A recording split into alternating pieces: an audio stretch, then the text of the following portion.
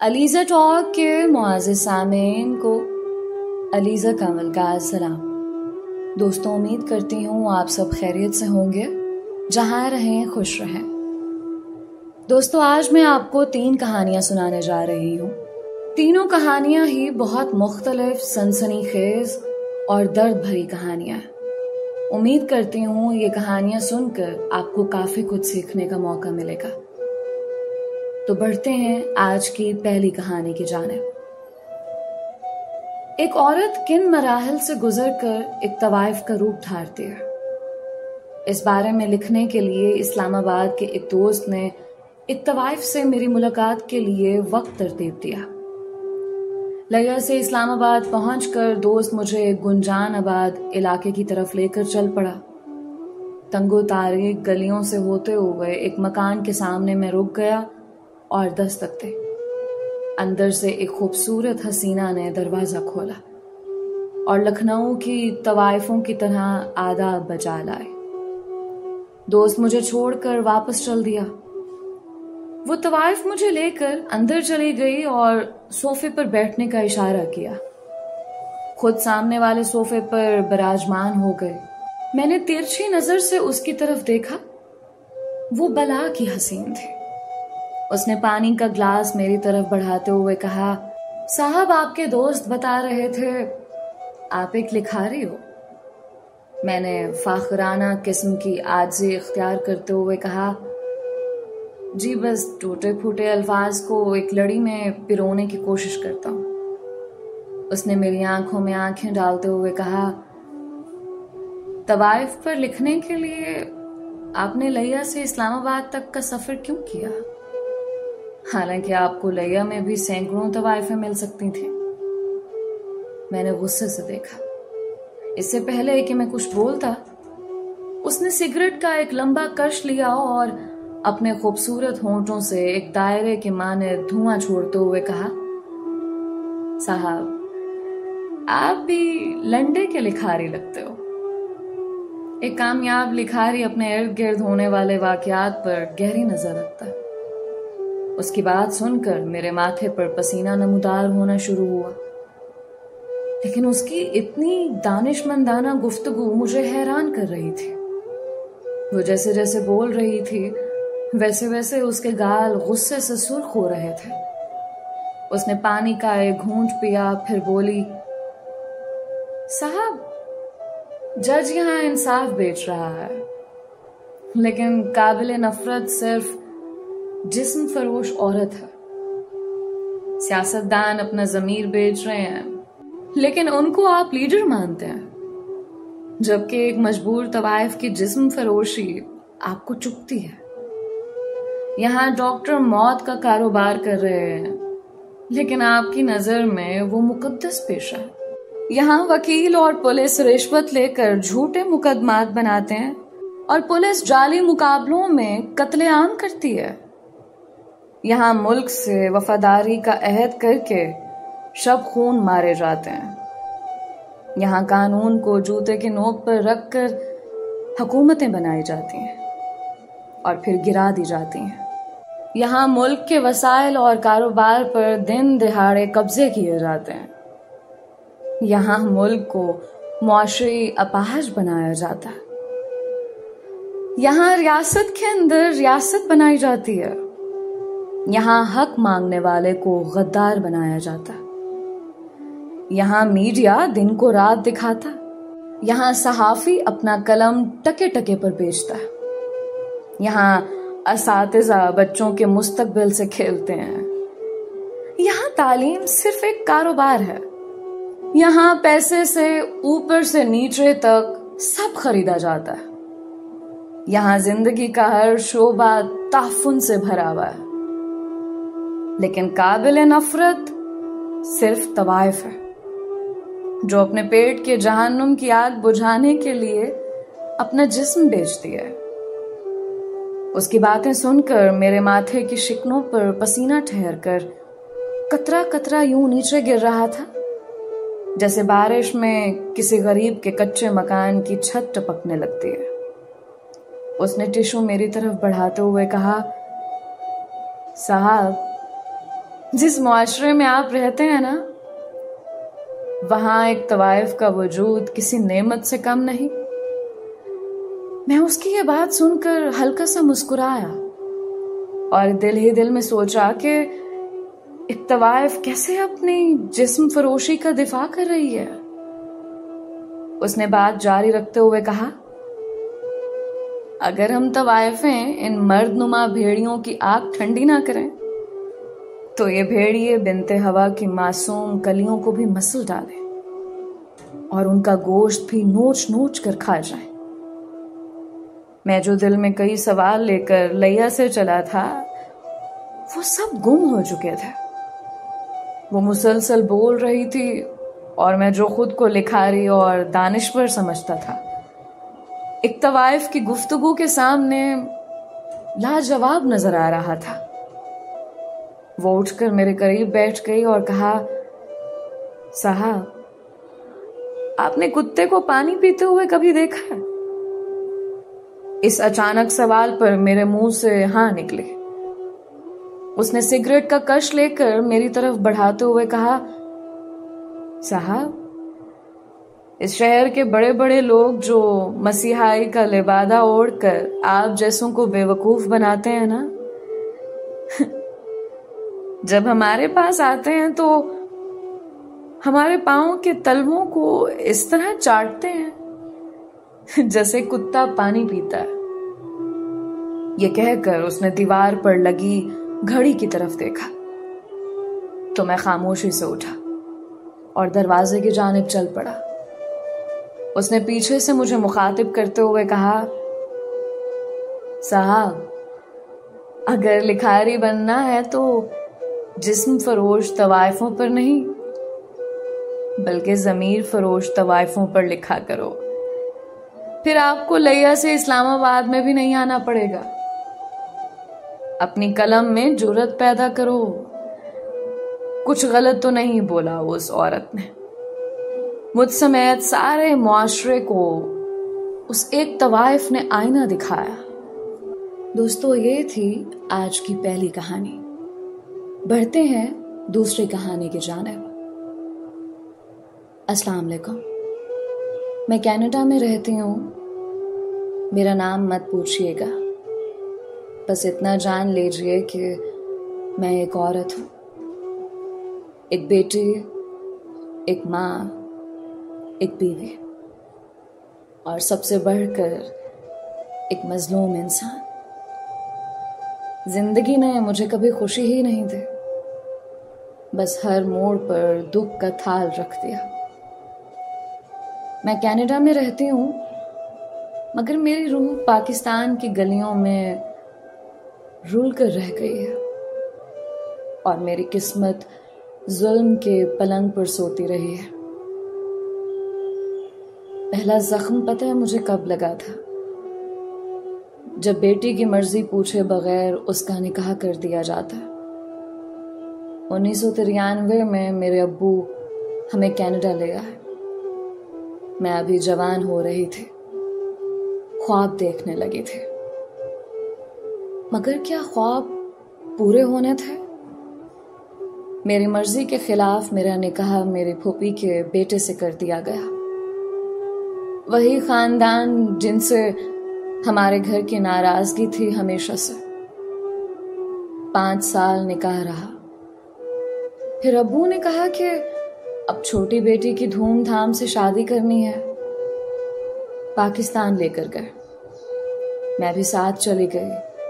खरीदारी हुई, जेवर बनाया गया, मगर जैसे ही फूफी ने हमें देखा, जबरदस्ती शादी की जिद शुरू कर दी।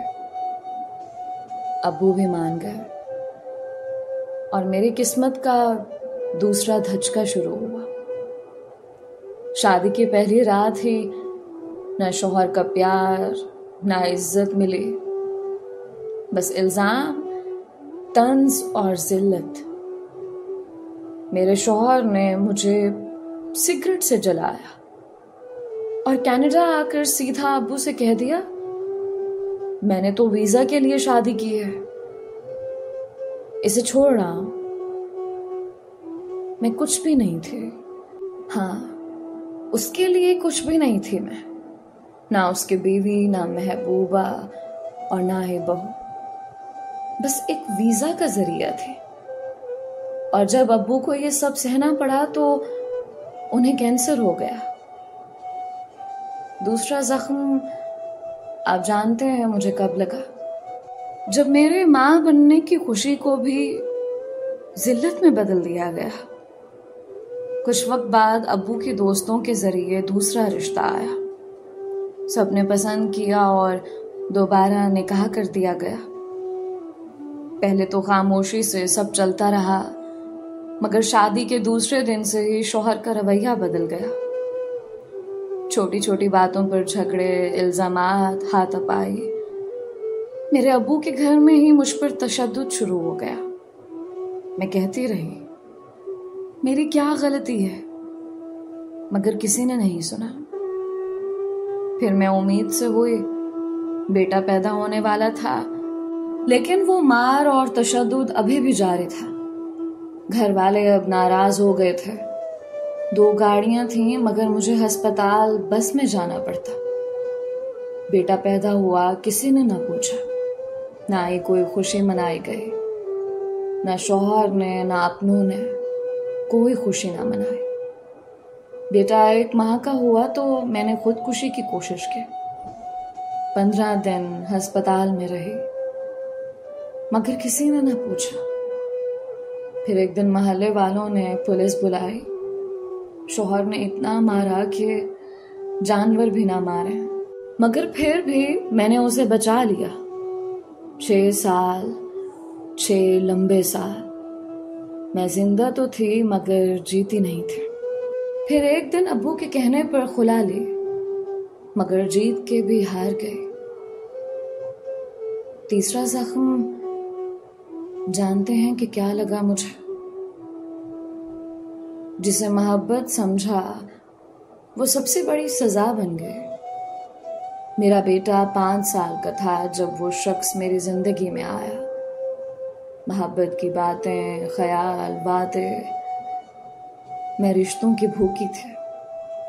मुझे इज्जत, प्यार, मान नहीं मिला था।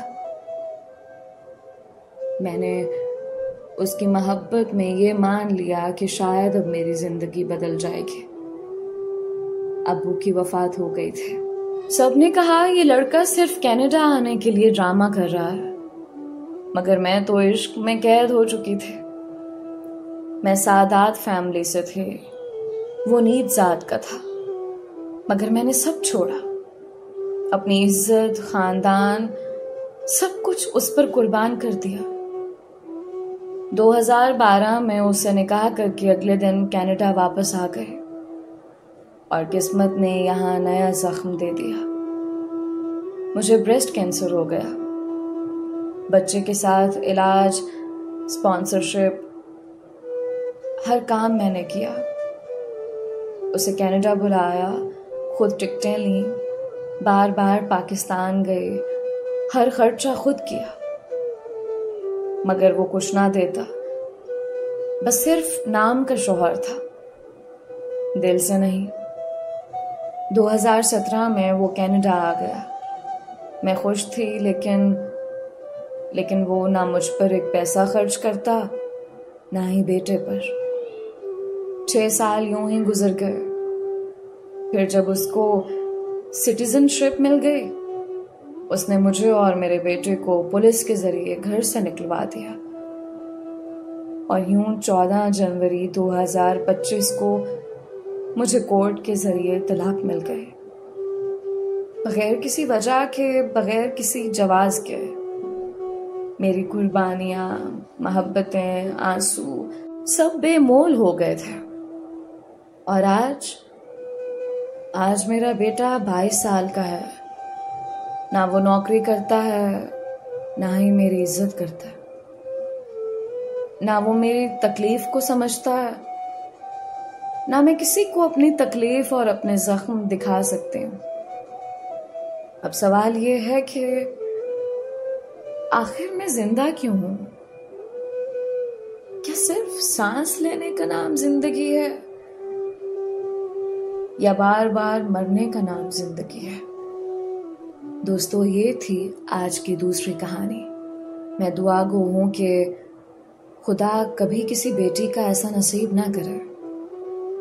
बढ़ते हैं आज की तीसरी कहानी की जानिब। हमारी शादी को 2 माह होने वाले थे। मैं आया ही शादी के लिए था, इसलिए इतनी लंबी छुट्टी मिल गई, वरना अमूमन गैर मुमालिक से आने वालों को बस 1 माह की छुट्टी मिलती है। जाने के दिन अब करीब ही थे। उसकी शक्ल से ही लग रहा था कि वो उदास हो रही है। हमने शादी के बाद के दिन खूब अच्छे से गुजारे। शादी के बाद घूमना फिरना, दावतें, ऐसे मसरूफ रहे कि अब बिछड़ते हुए अजीब सा दिल हो रहा था। ये तस्वीर का दूसरा रुख था। मैं तो वापस जाकर काम में मसरूफ हो जाऊंगा, मगर मुझे पता था उसके लिए वक्त गुजारना अजाब होगा। रोज मुझसे पूछेगी कि कब आ रहे, जल्दी आ जाओ। लड़की ब्याह कर सिर्फ अपने शौहर के लिए आती है, और फौरन ही शादी के बाद अगर लंबी जुदाई पड़ जाए तो ये वक्त सजा हो जाता है। ससुराल की बातें और मैके में लंबा रुकना भी मुमकिन नहीं रहता। मैं जानता था। मेरे इर्द गिर्द बहुत मिसालें थीं। अभी भी बैठा मैं अपना पासपोर्ट, टिकट और ज़रूरी चीज़ें हैंडबैग में रख रहा था कि वो मेरे पास आकर खड़ी हो गई। मैंने सर उठाकर उसको देखा। मुझे लगा अभी रो देगी। मैंने उसका मेहंदी और चूड़ियों से भरा हाथ पकड़कर चूमा और उसको पास बिठा लिया। मेरी बात सुनो, मैं वहां जाऊंगा तो तुमको वहां बुलाने का इंतजाम करूंगा ना। ये सारे कागजात, निकाहनामा इसलिए एक तरफ कर रहा हूं। अगर ऐसी शक्लें बनाकर मेरे सामने रहोगी तो मैं कमजोर पड़ जाऊंगा। तुम तो मेरे साथ ही हो ना हमेशा। उसके जब्त का पैमाना टूट गया और वो रोने लग गए। मैंने उसको साथ लगाया, उसका माथा चूमा और उसको रोने दिया। काफी देर बाद खुद ही वो चुप हो गई। उसको सब्र आ गया था शायद, तो मेरे साथ जोर से चिपक गए। अच्छा चलो बाहर चलते हैं, बारिश हो रही है, आइसक्रीम खाते हैं। वो फौरन तैयार हो गए। शादी का ये रिश्ता भी अजीब है। अचानक 2 अजनबी इतने करीब आ जाते हैं कि एक दूसरे से दूर जाना मुश्किल हो जाता है। कहाँ कुछ माह पहले हम एक दूसरे को जानते तक ना थे, और अब। मगर वो किस्सा बहुत अच्छे से याद है। जब मैं नहाकर फ्रेश होकर कमरे में आया तो वो मेरी टी शर्ट को सूंघ रही थी। मैंने कोई खास नोटिस ना लिया। सोचा कि गंदे साफ कपड़े अलग कर रही होगी। फिर कुछ दिन बाद वही शर्ट मुझे उसके तकिए के नीचे पड़ी मिली। अब जाने के दिन करीब हुए तो मेरी इस्तेमाल शुदा शर्ट निकाल कर उसने अलहदा कर ली। कहने लगी, ये मैंने रखनी है, तुम क्या करोगी? पहनोगी? तुमको मेरे साइज की शर्ट आ जाएगी क्या? बहुत बड़ी है ये तो तुमसे। वो बोली, आपकी खुशबू आती है इसमें से। मुझे आपकी खुशबू चाहिए।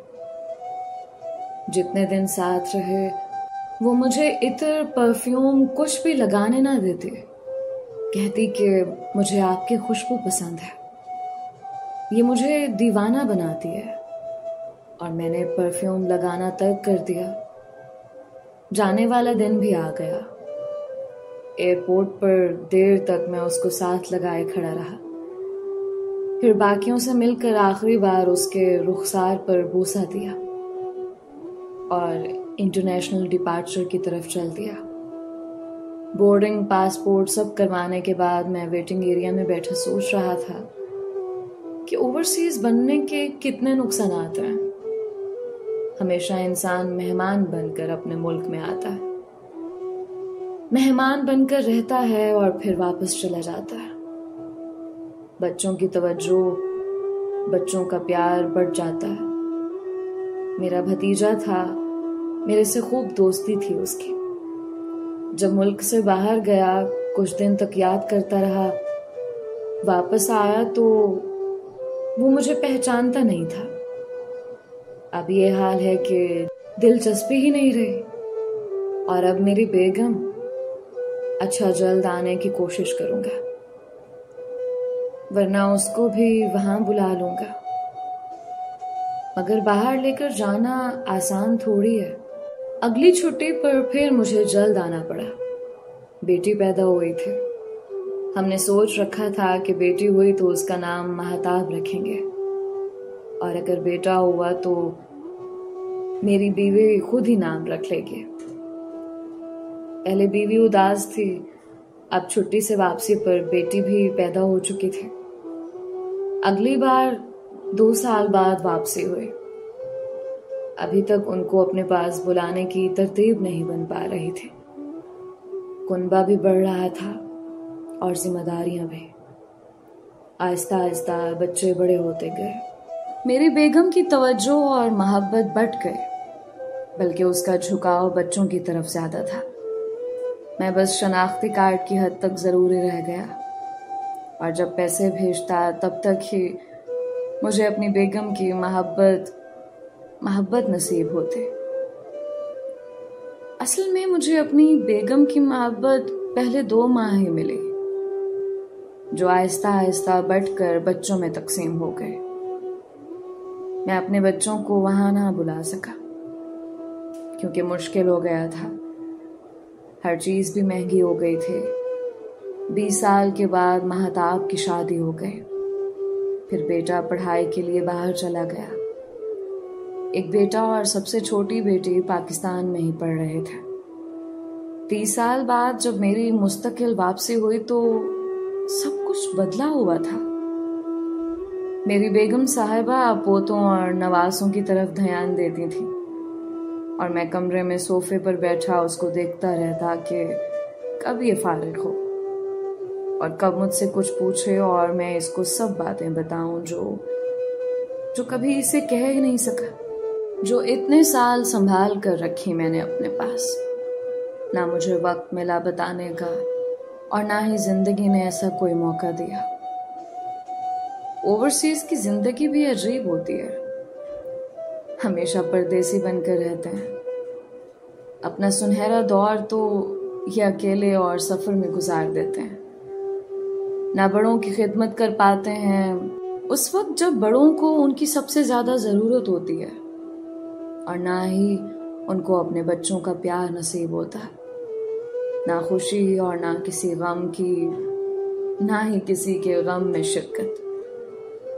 ना कोई सोशल नेटवर्क, बस काम और पैसा मुल्क भेजना। ये भी एक अजीब सजा होती है। और अब सब बदल गया है। लगता है कि मोहब्बतों के लिए दोबारा जन्म लेना होगा, क्योंकि इस जन्म में तो ना मोहब्बत मिली है और ना ही सुकून की जिंदगी। दोस्तों, ये थी आज की तीसरी कहानी, जो कि हमारे परदेसी भाइयों के लिए थे। ये सारी कहानियां मुझे इंस्टाग्राम पे मुख्तलिफ लोगों ने शेयर की, जो मैंने आपके साथ शेयर कर दी। आप भी अपनी कहानी इंस्टाग्राम पे मुझसे शेयर कर सकते हैं, जिनमें से कुछ बेस्ट कहानियां चुनकर मैं जरूर नैरेट करूंगी। मैं दुआ गो हूं कि तमाम परदेसी भाइयों की जिंदगी आसान हो और उनको उनके हिस्से की इज्जत, मोहब्बत और सुकून नसीब हो।